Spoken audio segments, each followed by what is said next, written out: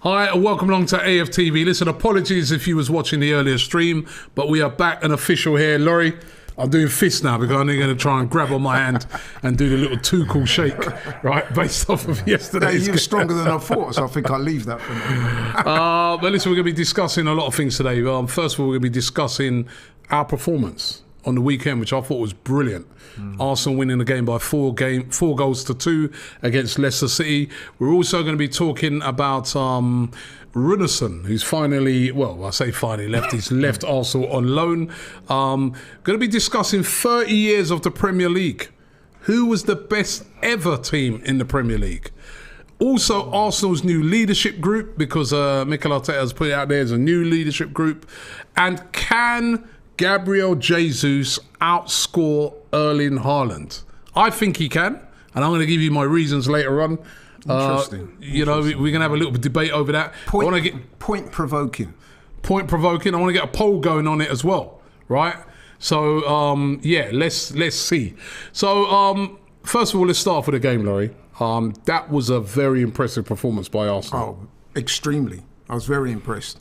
Because the backdrop to that game was obviously we're coming off the back of that great win against Palace, even though the performance was very good, but in patches, we were tested. Some would say that we were slightly fortunate. I've heard that being suggested. No, some people say the way Palace came back at us, they actually had, if you look at the stats, it was very even in terms of we had to weather the storm a bit, Yeah, and they did have more possession than us. It's always a difficult game. Anyway, we came through well, whereby Leicester, their first fixture, they were 2-0 up, conceded 2 goals, drew.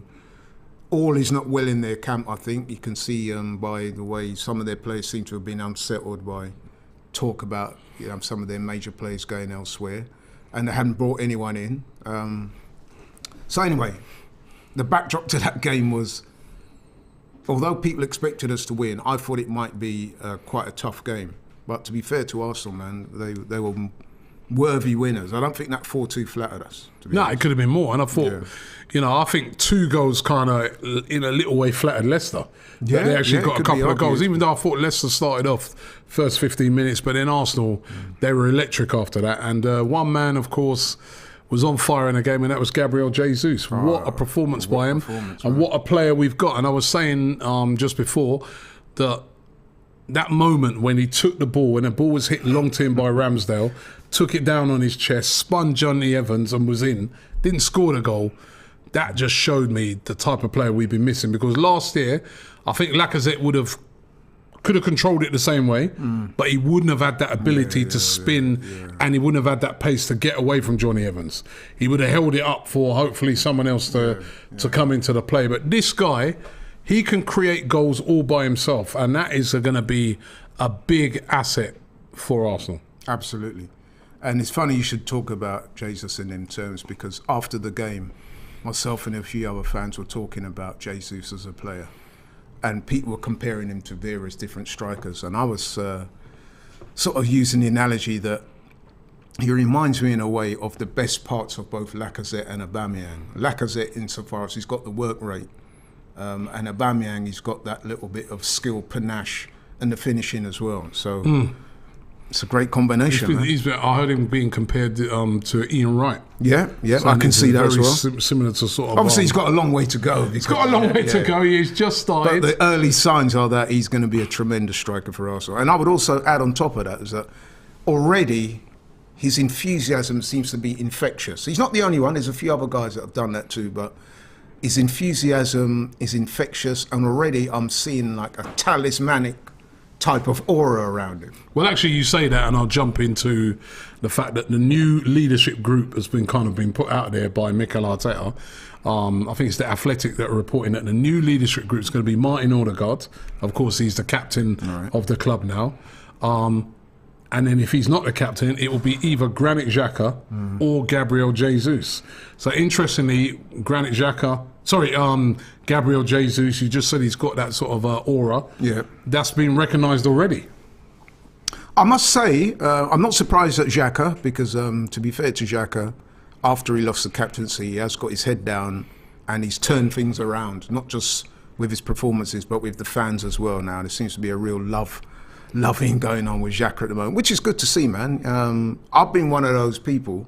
I've been quite like effective in my praise for him, whereas a lot of other fans, I'm not going to name them, and they've been pretty down on him. Turkish. So, and Curtis as well. Shout out to both Turkish and Curtis. But yeah, and I've remained steadfast, man. I like what he brings to the table. He does have leadership abilities. He does have a physical presence, and he is a good player. He's got underrated skills. The only thing is, though, the only thing I'll say with him, he's got all that, but still, what looms with him is still those red cards and those crazy moments. Now, if you're the leader, it's not just being about a leader off the pitch. It's also about being a leader on the pitch. And he's got to get that. For me, I get it with what you're saying. He's an obvious leader, right? You can see with that group, you can even, when you watch that All or Nothing documentary as well, you can see the young players and that, they all look up to him. They all respect him. You can see that. But I'm saying that on the pitch, he has to cut out them red cards and those red missed moments. And he's but he is a big character, and I'll offer you something else, right? And this is something that I always talk about in terms of leadership and captaincy and stuff like that. So, hypothetically speaking, you're going into war. I know it's a bit of a it's a stretching the analogy, but you're going into war, and if you've got someone like Granit Xhaka, you could imagine him being up front, can't you? You can imagine him being the kind of person that the rest of the guys would rally behind. He's that big character in the dressing room that you're going to need when things get a bit sticky and rough and you're up against it. So I can see that. But then also, if you're that guy, you don't want to get killed straight away, do you? Well, you don't want to get shot by the first bullet. You want to be able to help. You know what I mean? So that's why sometimes I'm like, that's the only thing. Although I do think he does get a bit picked on because of the reputation now is going in front of him. I mean, listen, I watched that game yesterday, that Tottenham game. Had that have been Granit Xhaka who pulled Cucurella's hair like that, I'm sorry, he's off. So sometimes your reputation can go before you, and that's what happens with Xhaka. But I mean, listen, the man he's what I call an alpha male guy. You know what I mean? He's that guy that's going to stick his head above the parapet. If things get rough and a bit sticky, he's going to be the one that's going to want to be out there first. And I think that's recognised by putting him in the leadership group. I must say, on that leadership group front, as much as I've given Gabriel Jesus that praise, I was slightly surprised to see him in the leadership group. I'm not against it, but I was slightly surprised. Why? Because I just assume that they might. You just said he's a talisman. Yeah, talismanic in terms of what he can produce. Listen, I'm not against it. I'm just saying I'm surprised. Okay, let me throw another name in that I thought would have been in that leadership group for sure. And he's also Gabriel, but not Jesus, Magalhaes. Yep. For me, he looks like an instant leader. Another alpha male character. When it gets a bit sticky, when it gets rough, when it gets a bit testy, who's the first one in there? You know what? Gabriel. But you know what? I'd say Gabriel Jesus is perfect for that leadership group because of what he's already done. He's won titles. He's been in huge games. He's got that elite mentality, what we've been lacking over the years. So, for instance, after the game when everyone was saying, oh, brilliant, Jesus, they're fantastic, Mikel Arteta in his press conference said he sat in the dressing room very disappointed because he thinks he should have scored at least 4 goals. That's an elite mentality that he has, right? And I think that I want to see more of that on the pitch, right? Absolutely. I want to see more of that on the pitch. So if you're suggesting Jesus with that in mind, given his experience in the amount of things he's won, what about Zinchenko? I'm slightly surprised he's not in that. Yeah, Zinchenko, group, you could have had a shout for him. He's the captain of Ukraine as well. Yeah. Tierney. So Tierney. Ramsdale. Listen, the more leaders on the pitch, the better. The more leaders on the pitch, the better. We want to be, throughout this season, it's not all going to be all great. I mean, we're going to have moments, tough moments. These are when you're going to need these guys to bring us through it. So the more of those sort of guys, the better. Yeah. I'm all in favour of a leadership group. And it's funny that we should be talking about leaders. It's ironic that in the past we've been accused of not having any leaders. Exactly. now it seems that we've got quite a few in contention. And it's showing, isn't it? I mean, that performance I think, again, when I saw that performance on the weekend, I thought Leicester started off very well. And by the way, Leicester got some very good players. And I think it was James who was making a point that, they haven't signed anyone, but then also you can say that sometimes that sort of stabilises you a bit. You know what you're going to get from every player.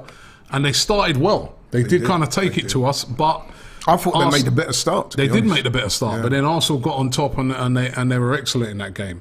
And I just feel that this team is playing with a lot of confidence at the moment. I've seen it from pre-season, and the new signings that are coming, both Jesus and Zinchenko, have both been excellent. Yeah, absolutely. So. And while we're talking about Leicester as well, and I'm sure you'll agree with this, I want to shout out James Justin. I know he's on the other side; he's a Leicester player, but the reason why I'm shouting it out is that his dad Mick was a very good friend of mine at college. You know him as well. You know the Justins. Yeah. Real good guy. And to see his son get to where he is in life now, playing for Leicester, and he passed played away, for England. Sadly, didn't he? Yeah, Mick was a good friend of mine, passed from cancer last year. So, shout out to the Justins. Yeah. But, big win for Arsenal. Good win for Arsenal. Did you caught a couple of the other games over the weekend? Before we get to that one yesterday, Man United on Saturday. We were doing interviews outside the stadium. If you haven't seen it, I've seen that one. The one with Livs, right? I'm interviewing Livs, and I'm talking to him about the game. And there's some guys behind me, and they got their phone, and they just like, "What's going on? What 4-0? No, it can't!" And the place just went mad. I mean, 4-0. I watched that game in the studio, after we did the watch along, and I was gobsmacked. I could not believe what I was seeing. Honestly, I just could not believe it.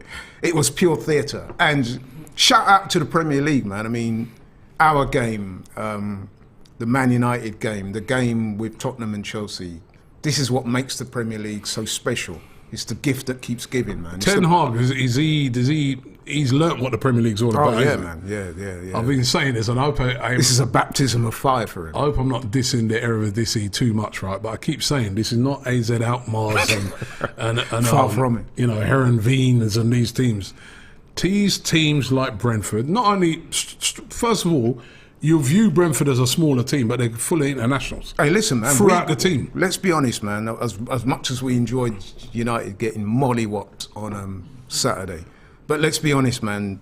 Brentford, they whooped our arse last season. Yeah, as well. But you know what? Not as bad as that. I think their one's worse, right? No. It is, the point I'm making is that Brentford are capable of that. No, Brentford are a good side. If they catch you slipping. Yeah, Brentford are a good side, man. And that's what the point I'm making. It's a side full of international footballers, right? And they're a good side, and they're in front of their home fans. Yeah. They're always up for it. It's their first game of the season at that ground again. And we saw it last year when we went there. It's absolutely electric atmosphere, managed by a good manager who gets them very well organised. Not just well organised, he's got good tactics. And what was the key ingredient? What was the immediate thing that you noticed between the two teams? For me, it was the togetherness and the spirit that Brentford had. That pressing was insane, bro. Insane pressing, and United were absolutely awful. And I'd say that when we played them first game of the season last year, we had a lot of, even though I'm not using none of that as an excuse, we did have some mitigating circumstances. About 4 or 5 first-team players missing with COVID. There was no Lacazette, no Aubameyang. We was kind of in a really bad position. No new, I think the only signing that was available to play was Ben White, and he hadn't even trained with Arsenal yet. This was United. I spoke to Flex earlier. He said that's United's first team. And they got, Ronaldo, Lisandro Martinez, their new signing, Luke Shaw, Rashford, Sancho, Rashford, De Gea. And they got absolutely battered. You could say that Brentford kind of eased off on them in the second half. Brentford. Eriksen they had. Yeah. It shows you how hard this league is. Oh, man. And it shows you how, how difficult it is. And I'll tell you, I said earlier to the guys, I go, United were playing in that sort of luminous kit. They look like stewards out there. Now I'm going to have a laugh at United, man, because I remember them last year. And they were having a go at us, our first 3 games and they could easily lose their first 3 games as well. What a turnaround, because they got Liverpool next at Old Trafford. And the other game, of course, that we watched, which you said, you quite rightly said, was a great game yesterday. Tottenham going to Chelsea, finished 2-2. I think Tottenham are very fortunate. Oh, extremely. Did you think they got away with the decisions? Oh, absolutely. I mean, we've all seen it, but how you can get away with pulling someone's hair out, dragging them to the floor by their hair, and not getting punished for that is just beyond comprehension. I'm still trying to work it out now. But that being said, I guess in some ways you have to give a little bit of credit to Tottenham as well. As much as I hate to say that, somehow they hung in there. Chelsea were by far the better team. I was actually quite impressed by Chelsea, actually. Yeah. But the way Tottenham kind of hung in there probably suggests that, you know what I mean, they've got the right ingredients as well, because they're going to be up there. A Tottenham team in previous years would most likely have capitulated under that pressure. Yeah, I think though Chelsea, they missed so many chances in the game. They should have been out of sight. They look good, Chelsea. Oh yeah, I think, you know, I mean, I think at the start of the season I was thinking, I don't think it's going to be the same Chelsea, man. There's something ain't quite right. I have to take that back. They looked very impressive yesterday. They did. And I think they're going to be right up there, and it shows the levels that Arsenal are going to have to be on. And shout out to the fans as well. The atmosphere in that ground was really, really special yesterday, man. Yeah. I know that's a really hotly contested London derby. They all are nowadays. Yeah. But Chelsea-Tottenham is quite, quite a tense atmosphere. But yesterday, the atmosphere in the ground, you could feel it through the TV. Yeah. Chatiana Cole, well, as good as ours, but Chatiana Cole says, Robbie, thoughts on Spurs-Chelsea game? I can't trust these Premier League refs no more. They'll screw us to get the top four, I feel. We must win the Europa League. So he's not got much faith in the referee. I mean, the referee was... That one with Cucurella, he's right there. I know people say VAR, that he's right there. It happens right in front of him, and he... I mean... Yeah, you're right. But you know what? I'm going to cut the referees a bit of slack, and I'll tell you why. I'm going to go back to our game on Saturday. There was an incident there with Vardy and Ramsdale, and it was a clear dive. Vardy was trying to initiate contact so he could get a penalty. Initially, the referee gave it. VAR got involved. He went back. Be fair to the referee. Looked at the screen, realised that he made a mistake, and he scrubbed the penalty out. Now that is a referee making good use of VAR. Okay, so we got to give him credit for that. But that Chelsea one, both goals actually, I thought that. Yeah, but you know the first goal in the Chelsea game, I thought that was a definite foul. But you can't bring that back; it's too far. And then the play goes on for a while after that. You can't bring that back, right? The second one, right? Number one, I didn't think the referee needed VAR. He was right there. Right there. He saw it. It was different in our game. In our game, if the foul takes place in real time, you know Vardy, he's good at doing that. He's won penalties like that against Arsenal before, right? In real time, the referee, from the angle he sees it, he probably thinks that's a penalty, right? Fair enough. And then fair play to the VAR. That's the other thing. They send him, they say, yo, listen, look at that again. Go and look at that again because it looks dodgy, right? That's VAR and everything working. That's it working at its best. Yeah, referee and VAR, because remember, the referee can't say, I want to see the VAR. They have to send him to look at it, right? In the game yesterday, number one, the refs missed it. But then number two, the VAR do not send him, do not say to him, go and have another look at this. Because I'm convinced that if that referee had gone and looked on the screen and saw that hair pull, Romero would have been off and he wouldn't have given the, but this is the referees. What Romero did there, that would have been called a foul even in MMA. Yeah. Let alone football. So it was ridiculous. But the point I'm trying to make is... If that would have been Xhaka... Just saying. Well, sometimes your reputation can go before you, as I said. But actually, Romero's fast building a reputation for that type of stuff, actually. He seems quite a physical player. Very physical, and I don't think... The one thing I'd want to say about referees, and I know myself and Ty, shout out to Ty, I know he's over there watching. The thing I would say about referees is this, and this may sound slightly controversial to some, is that when these decisions happen, I don't think fans should automatically get paranoid and say, oh, it's all about the referees doing the dirty on us. I think it's universal across the Premier League. Tuchel was saying yesterday that Anthony Taylor, every time he referees their games, there's been loads of problems. Yeah, but that's a natural reaction to have that paranoia. But what I'm saying to people like Thomas Tuchel and Ty is that the refereeing is bad across the Premier League. So every team's going to encounter that at some stage. I don't think it's cheating, it's just poor. Yeah, exactly. Yeah. It's not cheating, it's just incompetence. All right, let's get a few more comments in here. Rizwan Khan, he says, do you think Man United can win the league next season? And then he says, in the Championship. He says, big up to AFTV. Been watching since 2015. Love the content from Canada. Big up Rizwan. Love that. As I said, I'm rubbing it in on them because I remember them last year. Question for you. Do you think that we already know that this is the worst Premier League start they've ever had? And, looking at them at the weekend, they're in absolute shambles. But do you think at some stage Ten Hag is going to get it together and they're going to improve? 9 Hag. That's what I call him at the moment. 9 is not 10. It's 9 Hag. Because he come to the Premiership with a very good reputation. Listen, I do not think that they're going to go down. I don't even think they'll finish mid-table. They'll finish above that. Let's not forget our start last year. We lost our first 3 games. There was the same hysteria, people talking about relegation and stuff like that, and we ended up challenging for the top 4. So there is no way I'm going to write Man United off yet, but I'm going to enjoy the moment. It's beautiful what's going on at the moment, and I hope it continues, but he has to get it right. He will get sacked. He will end up like another De Boer. Remember De Boer came in, right? Yeah. So, Or alternatively, they could have reached their nadir already, and the backlash might be them beating Liverpool. With the Premier League, you just never know, man. It's unlikely, but I'm saying that with the Premier League... I think they have to do that. Dilawar says AFTV should do something like an all or nothing documentary. Bloopers, disagreements, pre and post recordings, he says. And Shrev says the managers should clip that part and play it in front of the journos. Chelsea should write to the FA and ask to explain because the referees feel no accountability. He said, imagine if that had been Granit Xhaka.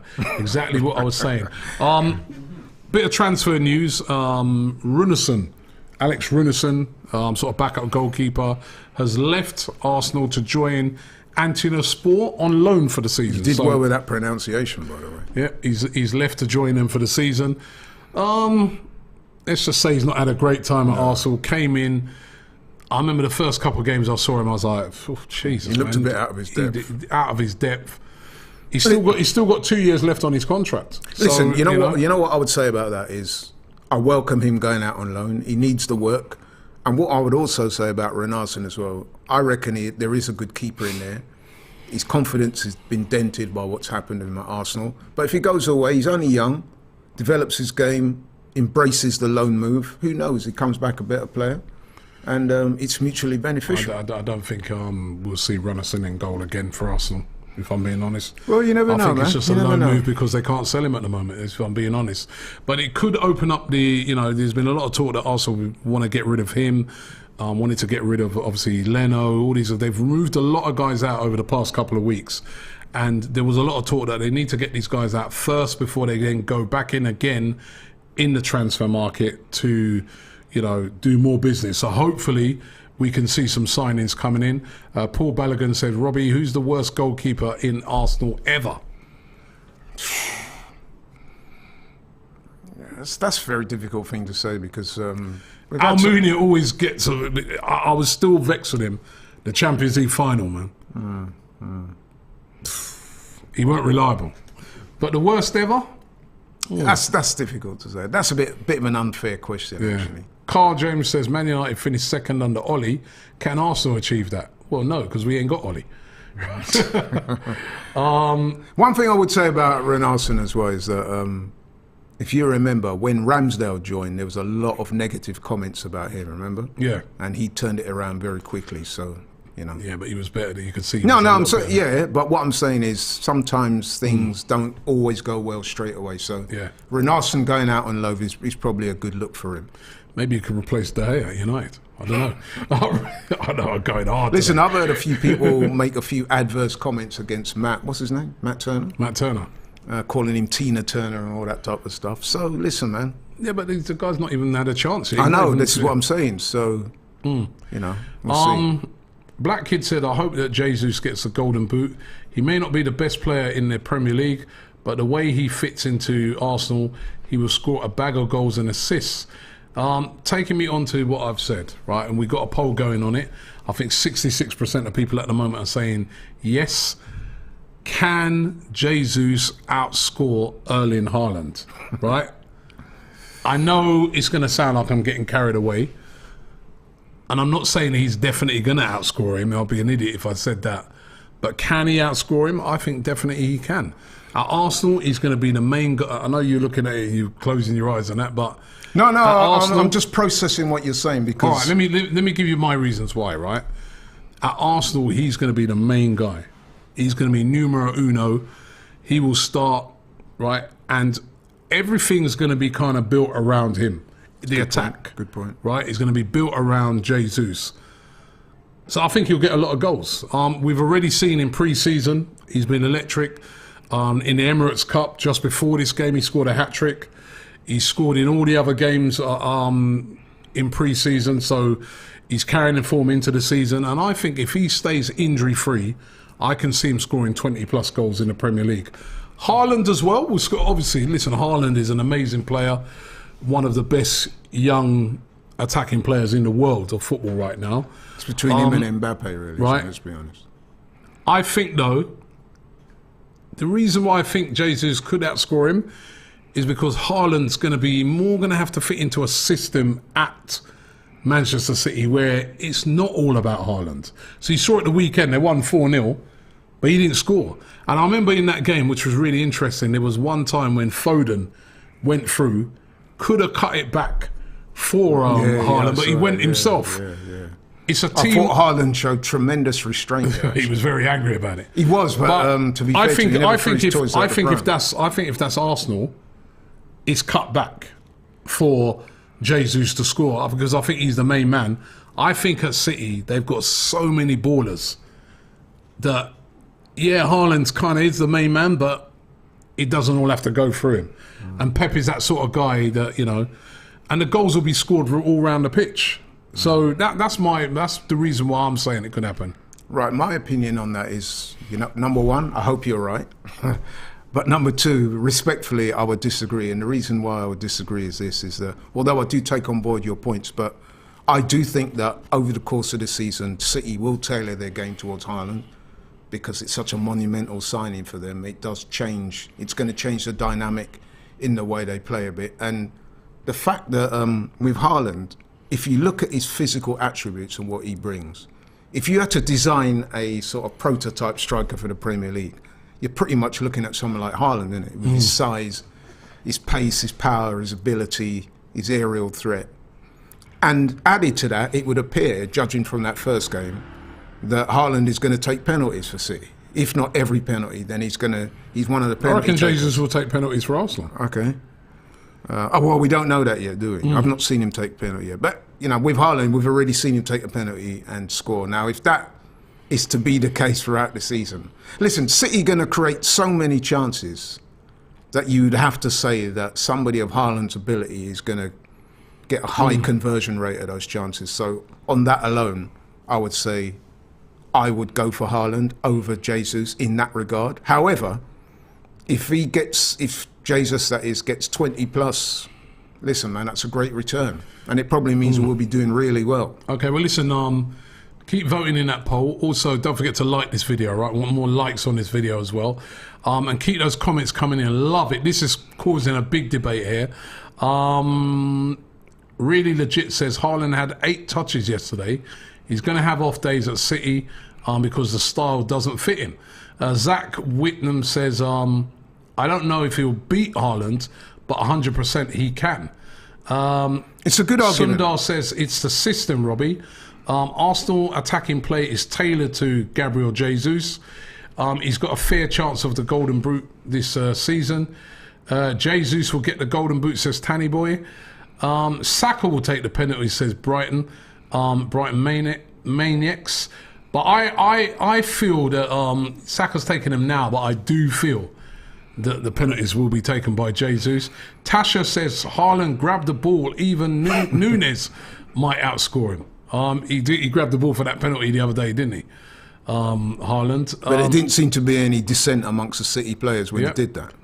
Martin says it's going to be tight, but I think it will be Haaland. PS says Robbie being deluded like Ty. Ty's in the building, by the way. There's what you see there. Oh, I just missed that one. It was another comment. But people making some good comments here. Mud Afiq says Jesus is a more complete player. Wow, that's high praise indeed. Abraham says Jesus is great and great for Arsenal, but I don't think he should be taking penalties. His penalty record is poor. I believe he's only scored 7 in 15 at City. Right. I didn't know it's that bad. Jesus will outscore Haaland, says the Goodison gang. Deluded Gooner says pot is the way he says having a laugh if you think Haaland will be outscored. Remember as well, it's Haaland's first season in the Premier League.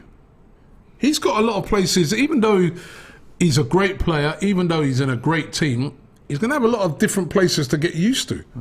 He kind of went from the sublime to the ridiculous, really, didn't it? Because in that first game against West Ham, I was watching Haaland in particular. I watched all of that game, and he was phenomenal, man. He just looked like he had everything of a classic number 9. And I looked at that and I thought to myself, if they feed this guy, he's going to run riot.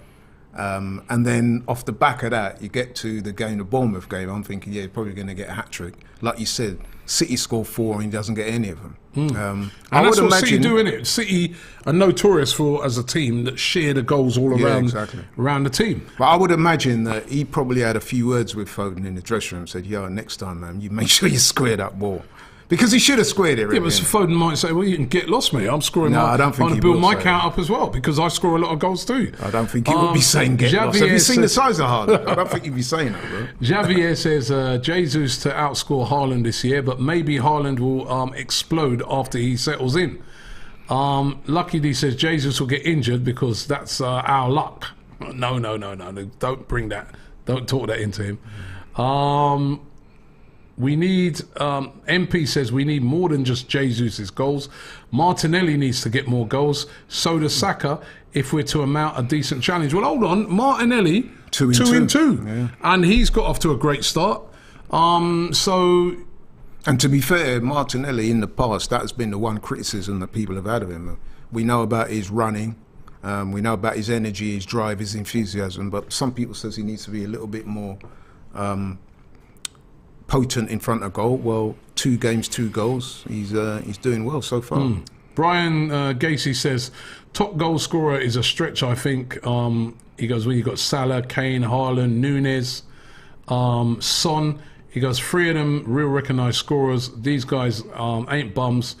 To think that they'll not get 20 plus is ridiculous. I never said that none of those names. I only said a Haaland. When did I mention Kane, Son? What did you say? You would get 20 plus? No, I said that Jesus could outscore Haaland. Yeah, but did you say that Haaland wouldn't get 20 plus? No, I didn't say that. Right, no, I think he can. I actually think top goal scorer would probably be Salah again, because he's the main guy now at Liverpool. But there's a few contenders for that. There's a few contenders, but every year Salah's always up there. You got Haaland, you got Jesus, you know what I mean? Nunes, yeah. And there's a few other guys on the periphery that will be a shout in there. You know what I mean? So Mitrovic scored 40 odd last season. Yeah. Sam says Jesus looks great. Jesus looks Vardy. What if he goes to Man United? He needs that goal bonus, today's man. link with Man United. There's a big 3 million hole in the Vardy household budget that needs to be... my man needs the goal bonuses, bro. That's why he was diving so hard for that penalty at the weekend, man. But anyway... Sam says Jesus looks great, but let's not forget that he never played more than 20 games for Manchester City. So if he can stay fit and in form for a whole season... You never know. I think a lot of those times when he wasn't starting for City was tactical. I think at Arsenal, he'll be the main guy, the go-to guy. And I think you can see that in the way he's enjoying his football. In fact, he said that, hasn't he? The smile's back on his face. He's embracing the challenge. He loves being that main man. And I think he'll thrive off that. Okay. Terry Abbott says, when we go to the theatre of has-beens, it will be top against bottom. He goes, come on, you Gunners. When we go to the theatre of has-beens, it will be. He says it twice. He's so confident of it. Listen, that's what I want to see Arsenal do this season as well. Go to some of them places like Man United. Go to some of them places like maybe a Liverpool or a City and get a result. Yeah, well, that will be a true indicator of how far time. we've come, won't it? When you can go to those places and come away with wins, that's when you're announcing yourself. You're making a statement to say, yeah, we are here. We ain't going nowhere. We're about that life. So bring it on. Yeah, Mirad says the significance of Jesus to Arsenal is higher than the significance of Haaland to Man City. With the way that City got their 4 goals on the weekend, all but 1 goal bypassed him. Chris Price says Kane's goal on Saturday should be an own goal. I agree with that as well. Yeah, that's an own goal. How's he got that goal? Yeah. How's he got that goal? They're trying to give him goals now to get his goal count up. I think they might be saying the suggestion would be that it's going wide. It's going in anyway. That's what the... No, it's going... If you hit a shot and it's going wide and then somebody touches it, it goes in. Normally, it ain't your goal. Yeah. How's he got that goal? I must admit, I was surprised when he got that goal. Harry Kane tax.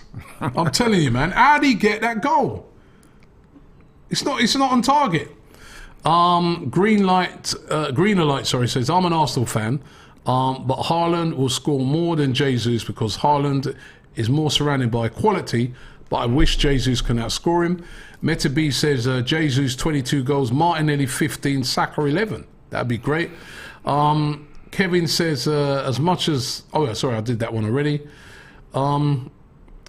Gunnar Down Under says, Jesus does what Aubameyang and Lacazette did combined.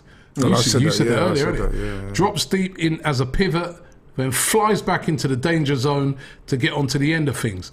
Arteta is creating an interchangeable front four, Pep-esque prior to Haaland. Well, it's an interesting point that because Pep said, and let's face it, he knows a thing or two about football. He described Jesus as one of the best pressing forwards in the world football. He actually said that. So straight away you can see he's going to suit Arsenal's way of play, and he's going to be very effective in that role. So yeah, shout out to him. Japa says, how Kane get that goal? That's corruption, of course. I must admit, I was surprised when he got that, because straight away I'm thinking, yeah, that's a Reece James own goal. Kane how that happened, I don't know. There was a number of things that happened, man, that I'm at a loss to explain, and that was one of them. Kane tax. Arindam says that Jesus and Martinelli are dynamite combo. I can see each bringing out the best of each other. I can see Martinelli outscoring Saka and Jesus getting 20. Martinelli's good so far, isn't he? Yeah, he's looking sharp. And like I said, once he's added goals to his game, I think that was the one criticism that you could label at him, that he wasn't maybe as clinical in front of goal as some of his approach play deserves. And I'm being hypercritical when I say that, because let's face it, he's been brilliant. But the one area where people said he needs to improve was taking chances. And he's done that. I mean, even in the Palace game, there was a beautiful moment where Gabriel Jesus set him up, didn't he? And he missed a chance, and people was like holding their head in their hands, said, come on, man. But then later on, he rocks up with goals. So... Oh, you know what? There was a comment here. I forgot the guy's name, but he was saying basically, he goes, "Is Saka?" Oh, here it is. Kevin FRD Lasco. He said Saka should get his goal against Crystal Palace then if Kane got his. Good point. Good point. You know what I mean? Who adjudicates on these things, man? You know what I mean? Is anyone concerned about Saka? Looks out of place, says Kyle James. Are you what? Saka's been excellent. Is that a Tottenham fan or what? Yeah, you know, what are you talking about? I think Listen, he hasn't scored the goals yet, but remember, it was his goal contribution that led to our winner.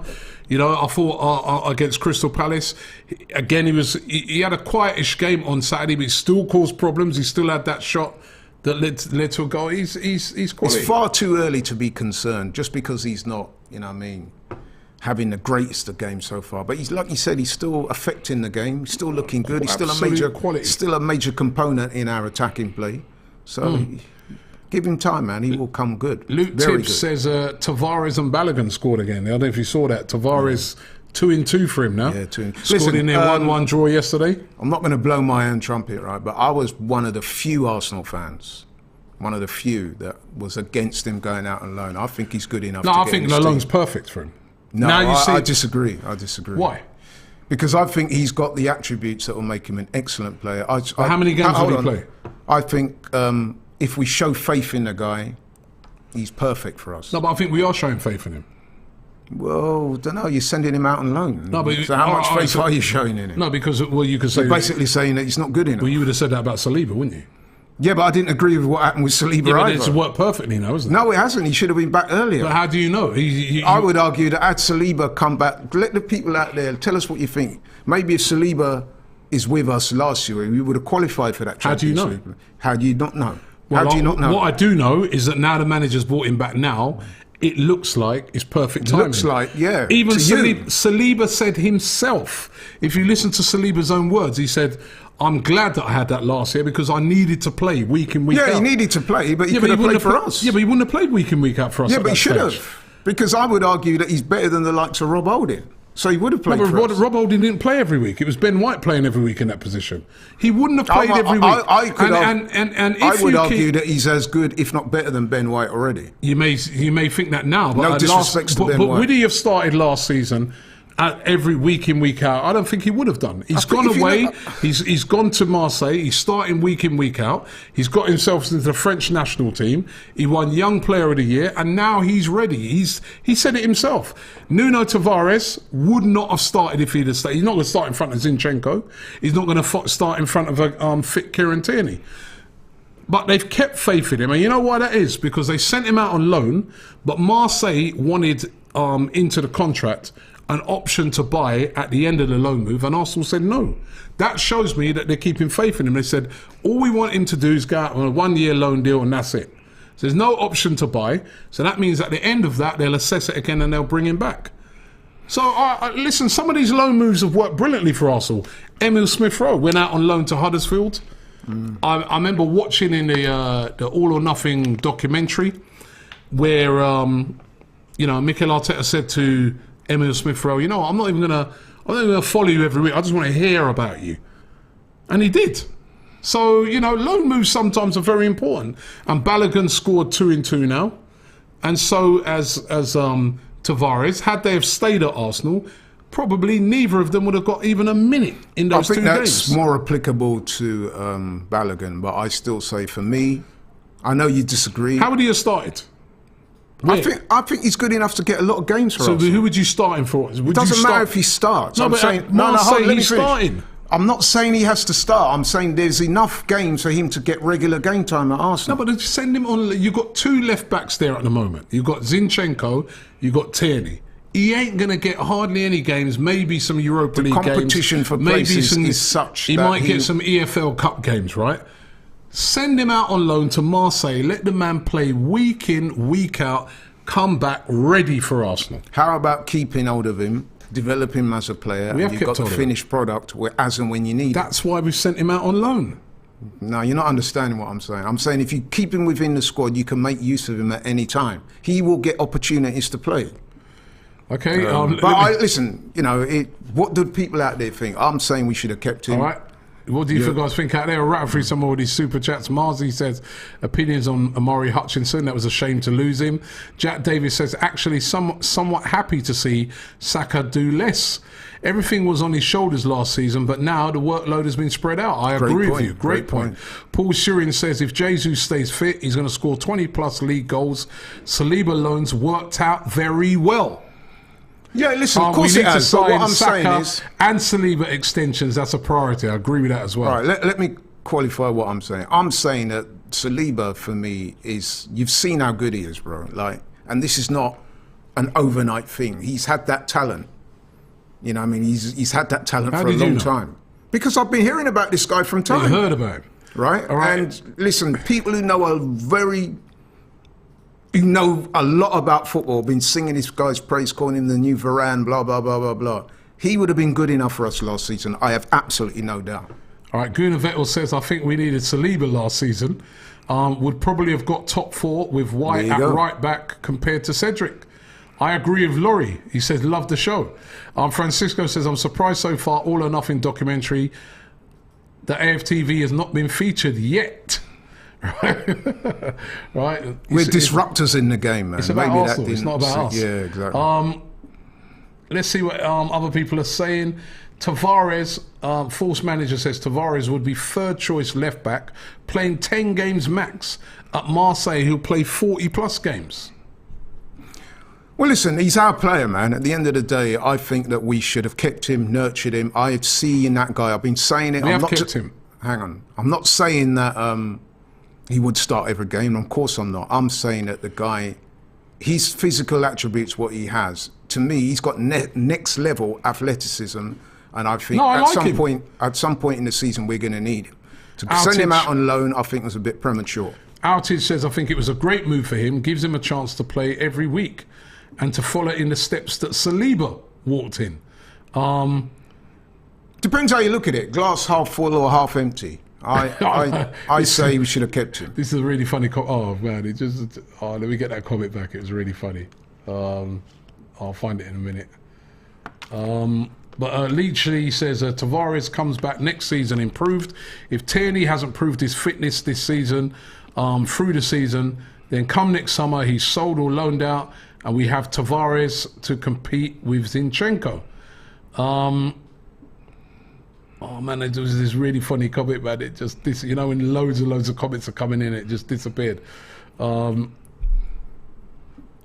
I can't find it now, but basically the guy said, "This is why you don't never work with your older brother."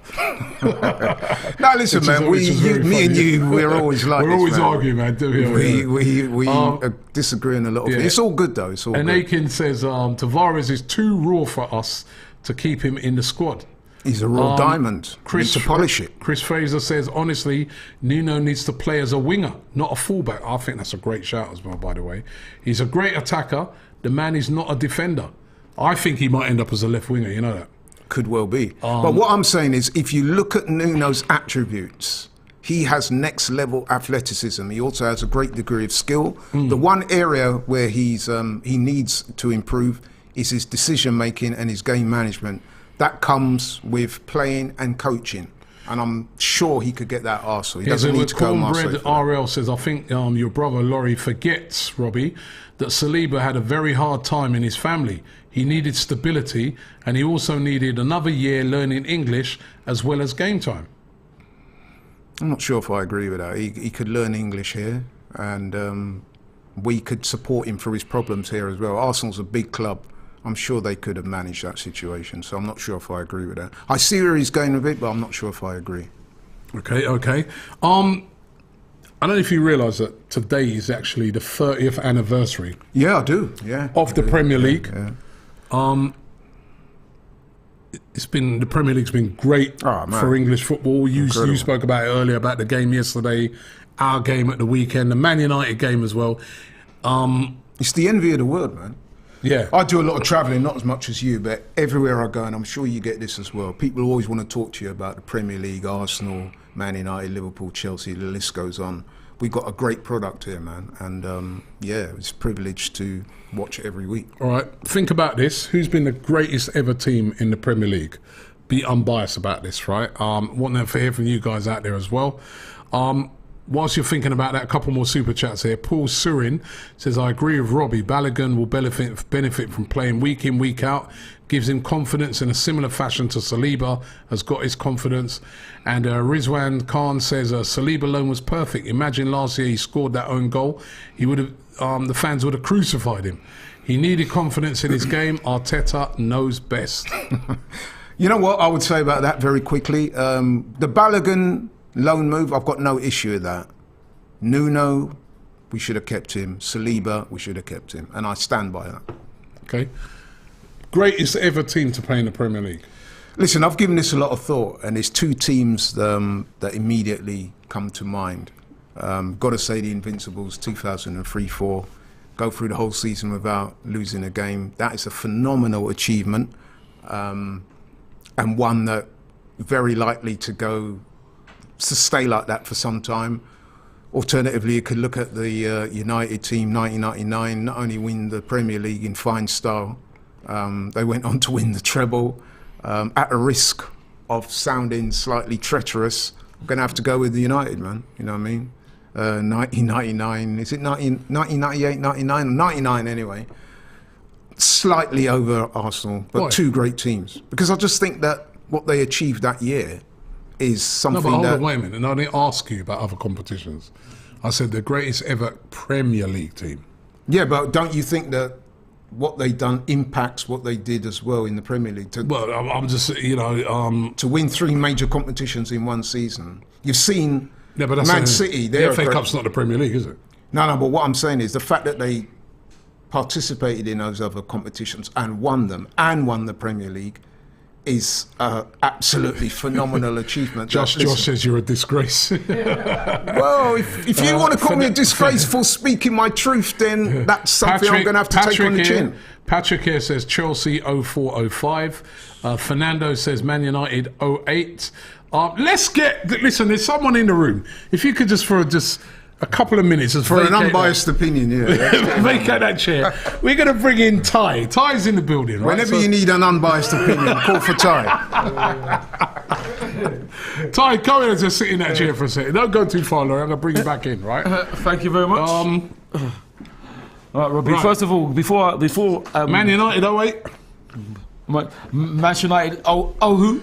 I just want to say whoever 100 points millionaire Malik says 100 points Man City. Whoever called me deluded, you can never call me deluded until you do what I do. I never will and can't. Martin McCann says Chelsea 2014-15. All these teams, can I Man United treble. Okay, but can I ask? Because Laurie said, fair enough, the treble team. I just want to know, did those teams lose a game? Well, yeah, they did. And did those teams get a gold trophy for losing? No. We went unbeaten, and not only that, we won the league at White Hart Lane. So let's just break it down, Robbie. Thank you for inviting me on, by the way. Shout out to Laurie. So for you, the Invincibles. Invincibles, because of the fact that if you take Chelsea, let's start with Chelsea in alphabetical order, right? Who's there? Let's say that's like Chelsea winning the league at White Hart Lane. That will never happen. That's like Liverpool winning the league at Goodison Park. That's like Manchester United winning the league at Etihad.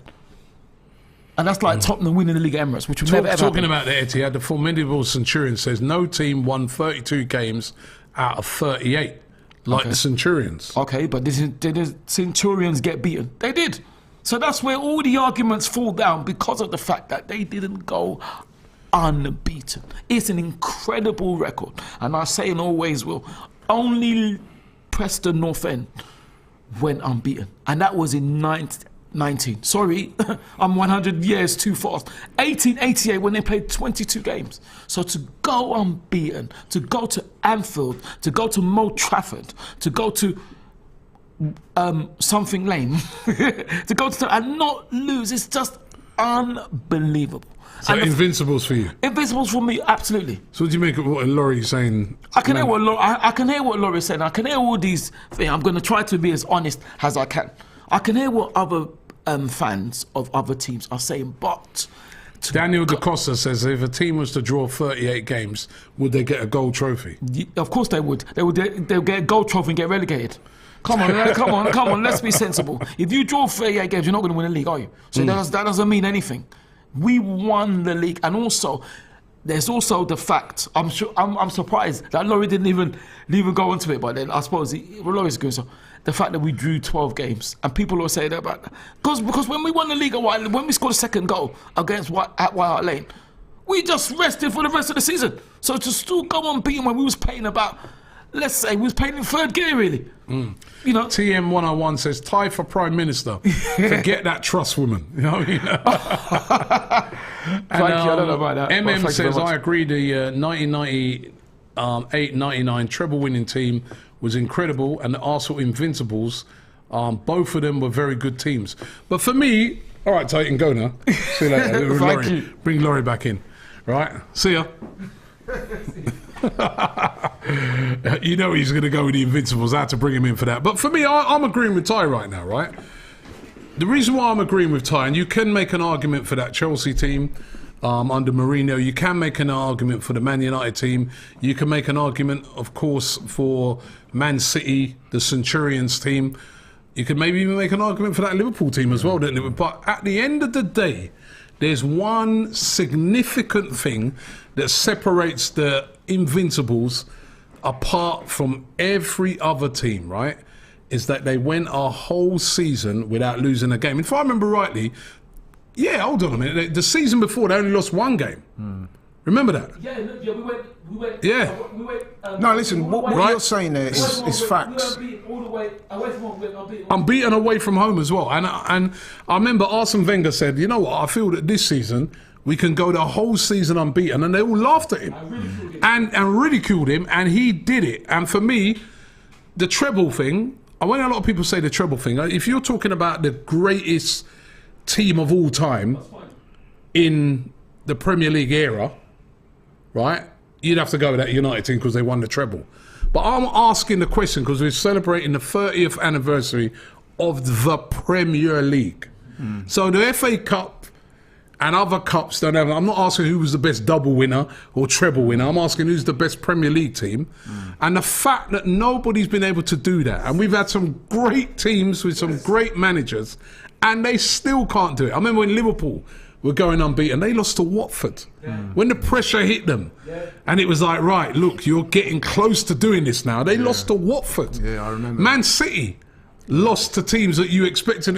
There's the pressure of having to maintain that to the end. So for me, I do feel, right, even with trying not to be biased, right, I do feel that it's the Arsenal Invincibles team. And not only that, the panache that we played with as well. You know, Thierry Henry and... You made some very salient points, as did Ty. I mean, it is phenomenal to go week in, week out. You talk about, you know what I mean, the cold Tuesday night at Burnley and whatever. So to go week in, week out, 38 games unbeaten and win the league is a phenomenal achievement. However, as great as achievement as that is, I'm looking at that 98-99 team, and they not just won the Premier League, they've won the Champions League, something that we've never done. Yeah, but we're talking about the Premier League. No, but what I'm saying, it impacts your performance in the Premier League because of those competitions are so tough that it's bound to affect you in the Premier League. So the fact that they've won that as well and won those other two major competitions, and they did it in the Premier League era, I have to if those be two honest teams and say that achievement is slightly above what we did. I think overall that achievement is the best achievement ever in British football, but we're talking about the Premier League. Who's the best ever Premier League team? Let me ask you a question. And I think if those two teams played each other, I put my money on the Invincibles as well. With Thierry Henry, Pires, those guys, I'll put my money on them. That's hypothetical. Let me ask you another hypothetical question here, and I want you to be honest. If you had a choice between the Invincibles and winning that treble, which incidentally no one else has repeated, I'd probably be honest. Don't no, cap. I'm going to give you cap. I'm going to give you the honest thing. I'd want the treble because, you know, I mean, we've never won the Champions League. Okay. I'm glad you answered that honestly, though. But the question is, who's the best ever Premier League team? That is Arsenal for me. They went a whole season unbeaten, never matched since. Everybody... Yeah, but the treble's never been matched since. True, but we're not talking about who's the best overall team. I'm after Premier League. By the way, a couple other... Paul Surin says, what about the worst Premier League team? Think about that for a second. Ty, think about that. The worst Premier League team. Mars Smith says, hi Rob, do you think Xhaka is starting to show why the three managers kept him in and around the starting level? We spoke about that earlier. Yes, definitely. Worst Premier League team? There's been a few candidates for that, isn't there? That Derby team, I think they're the lowest ever points. Oh, no, but I think somebody got... Didn't Sheffield United get worse points than them as well? Yeah. I mean, Ryan Lee says it has to be Derby. Swindon Town as well, yeah? Statistically, it may have to be Derby. Brandon Music Review Show says Tottenham. Norwich says Clive. Yeah, there's a few shouts. They're always coming up with... This one's funny. They'd have to do pretty bad to this one here from This one from Bjorn and also Joachim. They said United right now. Rob Reed says the Invincibles are unique. I think... a repeat treble is more likely than someone being invincible. Wow. You really think so? Listen, you got a manager as great as Pep is, and I think everybody who watches football in this country would, not just this country actually, across Europe, across the world, would say that Pep is a great manager that's managed great teams, including City. Even he can't win the Champions League. He hasn't gone invincible either. Yeah, that's true. And nor has Klopp, or nor has some of these other great managers, nor has Mourinho, nor has Fergie. Yeah, that's why it's such to win those three in one season. Yeah, I know, but we're talking about I mean, why you keep bringing all these other trophies in? No, because it impacts those other competitions. You're bringing all these other trophies in. You hear managers talk about it all the time. They say that, you know, the fact that we're in this competition with the injuries and stuff like that impacts what we're able to do in the Premier League and vice versa. All right, let's some other worst teams coming in. Stoke and Bolton, says OG Hayes. Is that from an aesthetic point of view or points, though? I think they're just saying the worst teams in the Premier League. West Bromwich Albion, says Rai Relo. The 056 Sunderland team, says Patrick. Bournemouth, says Kieran. Dash says QPR. Cash says, what about Bradford? Yes, Bradford. Syed, they did stay up for a while. There's a lot of people saying Man United. There's loads of people saying Man United. There's a lot to so many. You know what I think about Man United? Hull, says Sean Jennings. You know what I think about Man United? We relegated them.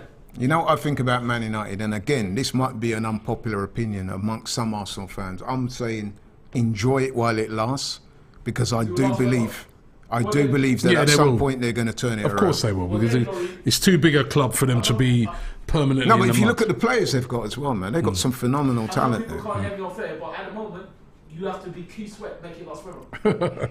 A couple more for the worst teams. Huddersfield, says Leo. Razmig says Portsmouth.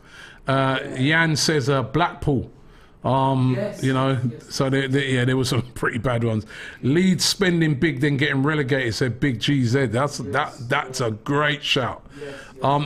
And Chelsea prior to 2003, says Mark Smith.